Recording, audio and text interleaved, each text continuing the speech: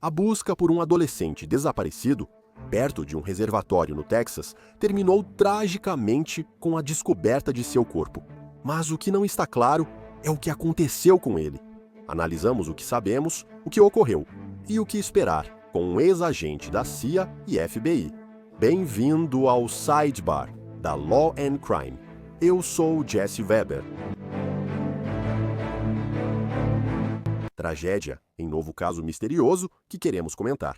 Kenley Bomerito, de 18 anos, desapareceu de um acampamento no Sawyer Park, perto do lago Georgetown, às 22 horas do dia 28 de novembro de 2025. Segundo o Departamento de Polícia de Georgetown, Texas, a área só é acessível por trilha ou barco, tornando o acesso restrito, informou a Fox 7. O lago Georgetown é esse grande reservatório no braço norte do rio San Gabriel e, de acordo com a Columbia Broadcasting System Austin, ele foi dado como desaparecido na manhã seguinte.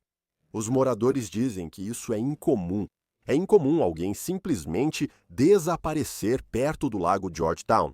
A polícia disse na época, abre aspas, todas as evidências indicam que Kenley não deixou a área do lago, mas não estamos descartando nenhuma possibilidade.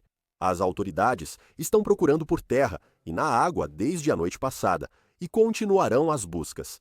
Agora, de acordo com o Austin American Statesman, na segunda-feira, 1º de dezembro, o chefe de polícia Corey Toshida disse que Kenley deixou para trás seu carro e seu celular, sua família e amigos. Eles estariam procurando ativamente por ele, vindos de sua cidade natal, San Angelo.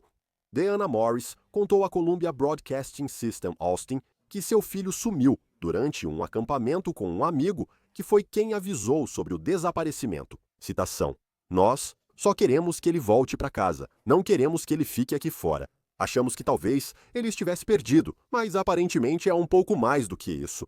Então só queremos encontrá-lo, queremos levá-lo para casa, esteja ele em qualquer condição. É só isso que queremos." Para deixar claro, os esforços de busca no início desta semana foram muito intensos. Estamos falando de cães farejadores, barcos com equipes de mergulho e sonar, helicóptero com dispositivos térmicos e voluntários treinados da busca e resgate do Texas. Um ponto importante do que a polícia disse na segunda-feira: agradecemos toda a assistência oferecida pelo público. Mas como esta é uma busca e investigação ativa e qualquer tipo de crime ainda não foi descartado, precisamos ser cautelosos ao permitir assistência de pessoas que não sejam profissionais treinados. Então, o que isso significa? Vou falar sobre isso daqui a pouco, mas também sobre a possibilidade de crime que não foi descartada até o momento. Aliás, havia até pessoas comentando nessa postagem do Facebook do Departamento de Polícia de Georgetown, e você viu o enorme interesse nisso e como as pessoas estavam envolvidas. Houve um comentário interessante de um usuário. Aparentemente, era de alguém que dizia ser o pai de Kenley, um usuário conhecido como Tom English. Houve discussão online sobre isso ser verdade, mas Tom English afirma: "Eu sou o pai de Kenley. Ele segue desaparecido e não sabemos se foi para outro parque, subiu o rio ou está na água. Qualquer voluntário que queira vir e caminhar pela floresta no Parque Cedar Hollow Sawyer e além, subindo o rio, será bem-vindo e muito apreciado." Ele também pode ter ido em direção a Garden Falls. Eu digo tudo isso porque agora preciso falar sobre o que aconteceu. Confira a atualização mais recente do Departamento de Polícia nesta terça-feira. O Departamento de Polícia de Georgetown está profundamente triste em informar que recuperamos o corpo de Kenley Bomerito no lago Georgetown, após ser localizado por sonar subaquático. Estendemos nossas mais profundas condolências à família e aos amigos de Kenley, enquanto enfrentam essa perda inimaginável. Eles disseram ainda: a investigação segue ativa para apurar a causa, forma da morte e as circunstâncias. Devido à natureza ativa desta investigação, não faremos mais comentários neste momento e pedimos sua contínua cooperação enquanto conduzimos a investigação. Então, agora fica a pergunta: o que aconteceu com Kenley? E será que saberemos o que aconteceu com Kenley?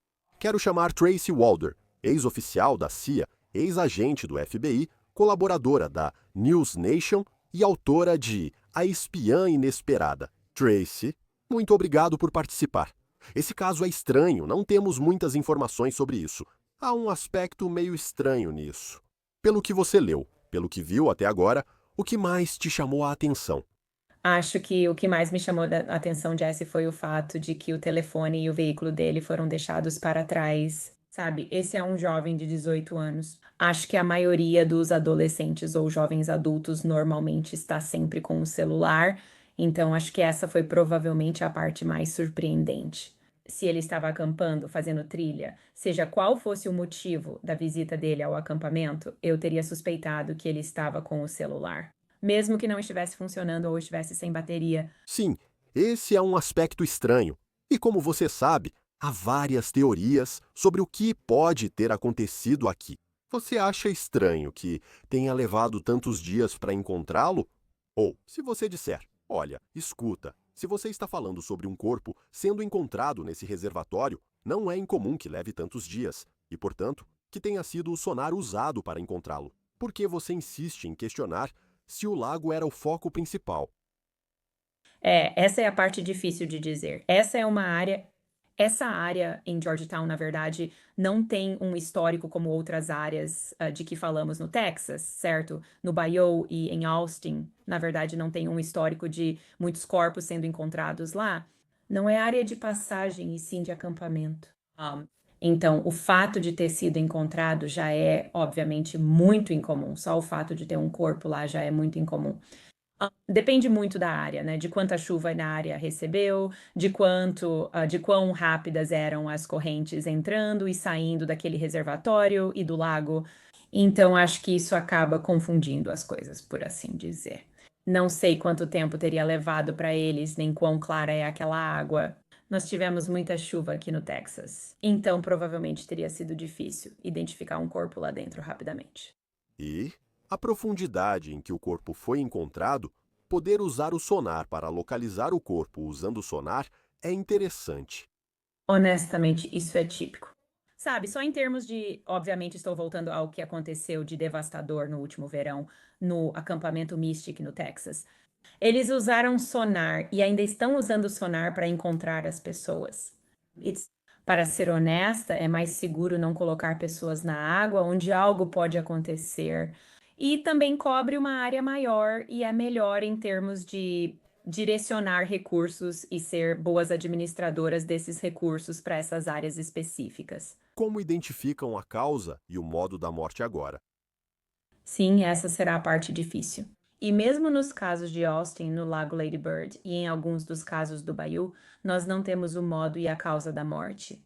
Então, o que isso me diz é que, inicialmente, quando o encontraram, provavelmente não havia sinais óbvios do motivo da morte dele, sabe? Sem tiros, sem ferimentos de faca, essas coisas. Então, agora, eles provavelmente vão ter que recorrer à toxicologia, o que eu acho que vai levar, obviamente, semanas, se não meses, se eles não conseguirem ver na autópsia que ele tem o osso ióide quebrado, o que obviamente indicaria uma possível estrangulação e então, obviamente, um afogamento. Então, eu acho que isso é o que vai ser difícil. Talvez eles não consigam determinar o afogamento e descartar isso logo de cara como causa da morte. Pode ser difícil saber se alguém se afogou acidentalmente ou se foi afogado à força, a menos que haja algum tipo de trauma. Mas e se entendi corretamente, isso pode não ser evidente à primeira vista. Isso pode exigir exame mais aprofundado e talvez nem assim se descubra o que ocorreu. Porque eu acho que, de novo, para mim, parece que não há, como você disse, sinais óbvios de trauma, certo? Parece que eles não conseguem determinar se ele acabou nessa área de forma voluntária ou involuntária. E eu acho que essa é a parte que vai ser difícil. Com certeza, eu acho que eles sabem, sabe, que pode haver água nos pulmões dele. Não sei, mas acho que essa é a parte difícil. Deixe-me só voltar a algo que você disse. Se houvesse um sinal óbvio de trauma, se você estivesse lidando com uma vítima que foi baleada ou esfaqueada, ou se houvesse um trauma contundente e evidente, as autoridades, a polícia, divulgariam essa informação imediatamente. Ou diriam: olha, esta é uma investigação em andamento. Vamos aguardar a causa e forma da morte antes de comentar. O que você acha? Acho que a resposta para isso é: depende. Desculpe ser um pouco indecisa. Eu acho que, por causa de tudo o que está acontecendo no Texas e de muita especulação em torno dos Bayous e do Lago Lady Bird, eu esperaria que, se houvesse um sinal óbvio de trauma, a polícia dissesse: olha, isso causou. Sabemos que houve uma causa de morte, como um tiro, morte violenta, todas essas coisas, mas ainda é uma investigação em andamento, porque estamos tentando determinar se isso foi um homicídio ou, sabe, se foi um suicídio. Esperava que eles divulgassem essa informação. Às vezes fazem isso, às vezes não. Sim. E eles dizem que essa é uma investigação em andamento. Eles não vão fazer mais comentários. Eles estão pedindo cooperação contínua enquanto conduzem a investigação. Há algo sobre a natureza isolada dessa área, onde não parece, com base nos comentários anteriores deles, que eles acreditam, digamos, que ele foi levado por alguém para outro lugar e depois deixado de volta naquele local. E esse é um lugar que simplesmente não é de fácil acesso, certo? E eu acho que isso pode estar contribuindo para, ou limitando, quais são as diferentes teorias sobre o que poderia ter acontecido com ele ou o que de fato aconteceu com ele. Eu também não acredito que ele tenha sido sequestrado e levado para esse local, simplesmente porque parece que ele tem família e amigos que estão em contato com ele. Novamente, eles saíram para procurá-lo, basicamente no dia seguinte. Então, eu acredito que, se ele tivesse sido levado, eles teriam percebido isso mais cedo também. Eu acho que essa é uma pessoa que, na minha opinião, provavelmente escolheu ir para essa área, já conhecia esse lugar. Novamente, é um acampamento, então eu não diria que é completamente isolado, mas é uma área que as pessoas conhecem para ir acampar. Então, meu instinto diz que ele não foi sequestrado e levado para essa área. E sobre esse amigo com quem ele aparentemente estava e que o reportou como desaparecido. Imagino que ele foi entrevistado. Eu imagino que ele foi a primeira pessoa a ser entrevistada, sem dúvida. E é parcialmente por isso que essa ainda é uma investigação ativa. E por que que eles realmente precisam determinar a causa da morte? Obviamente, para eliminar completamente qualquer suspeita, porque o amigo não tem um álibi de não estar lá, o amigo estava lá. E isso, para mim, também indica o fato de que eu não acredito que ele tenha sido levado contra a vontade dele. Eu acho que ele foi até lá com o amigo dele. Mas agora, isso é uma questão de acidente? Ele escorregou, caiu e se afogou nesse local, ou alguém poupou o amigo, mas levou ele, o que também é incomum. Como é uma investigação como essa? Sabe, eles dizem que é uma investigação ativa. O que isso abrange? Obviamente, você disse que eles causaram a morte do homem pelos laudos toxicológicos. Mas que outras evidências eles podem analisar agora para determinar exatamente o que aconteceu? E como aqui é uma área remota, não é igual ao centro de uma cidade, cercado de câmeras por todos os lados. Como é uma investigação? Eu acho que os celulares, eu penso que os celulares e o veículo, na minha opinião, vão ser duas coisas importantes nessa investigação. Acho que o sinal de celular não é bom lá fora. Eu entendo, né? Não falo de ligações e mensagens em tempo real, mas acho que qualquer mensagem, até dos dias antes de tudo, antes dele estar no acampamento, será importante para entender o que se passava na cabeça dele e compreender o que acontecia. Também acredito que pegaram o celular do amigo dele e estão analisando. Mas eu também acho que o veículo dele também, eles vão olhar o sistema de posicionamento global daquele veículo, determinar onde ele esteve nas horas anteriores a tudo isso. Acho que isso também vai ser importante, assim como analisar o veículo. Fiquei muito surpreso com o grande esforço de busca, sabe? Obviamente, é uma coisa quando a família e os amigos vêm de outra região para ajudar nas buscas. E isso é incrível. E meu coração está com a família, que agora enfrenta uma realidade. Quero dizer, esse é o pior cenário. É um pesadelo que eles agora têm que viver.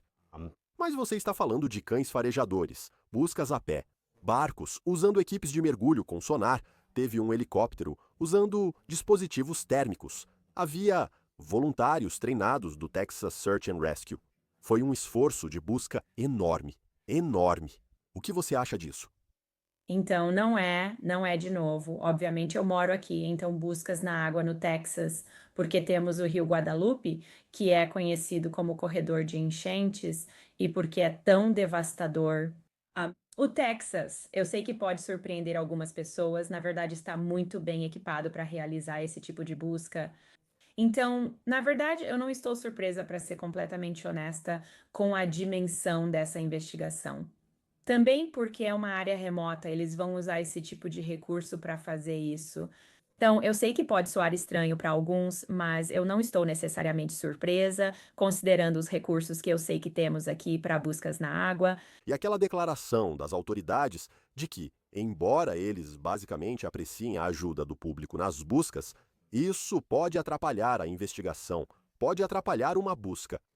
Por que eles falariam isso? Sim, isso relembra a devastação do último verão no Guadalupe, no acampamento místico e outros acampamentos da região. O que aconteceu nesse caso foi que civis, por bondade, estavam tentando se voluntariar e ajudar.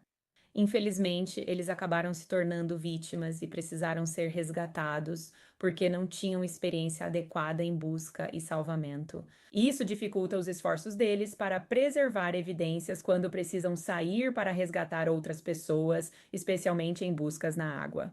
Então, eu acredito, obviamente não sei com certeza, mas com base no que já vi no passado, provavelmente é por isso que eles estão pedindo ao público para, de certa forma, permanecer onde está. Tracy, antes de eu te liberar, quando você acha que teremos mais respostas das autoridades sobre o que aconteceu com ele? Eu acho que, como eles provavelmente estão esperando os resultados dos exames toxicológicos, infelizmente vai levar de 2 a 3 semanas. Sei que todos querem respostas rápidas, inclusive a família dele, mas é o que penso. A família vai saber antes do público e da mídia? Espero que sim, eles deveriam saber antes do público e da mídia. Tracy Walder, obrigado por dedicar seu tempo. Eu realmente agradeço. Nossos corações, nossos pensamentos e nossas orações estão com essa família. Essa é uma notícia incrivelmente recente e devastadora. E mais uma vez, essa é a nova realidade com a qual eles terão que lidar. Seguiremos acompanhando. Obrigado, Tracy. Obrigada, Jesse. Isso é tudo por agora no Sidebar. Obrigado por acompanharem. Como sempre, inscreva-se no YouTube, Apple Podcasts, Spotify ou onde ouvir seu podcast. Você pode me seguir no Shio ou no Instagram. Eu sou Jesse Weber e falo com vocês na próxima vez.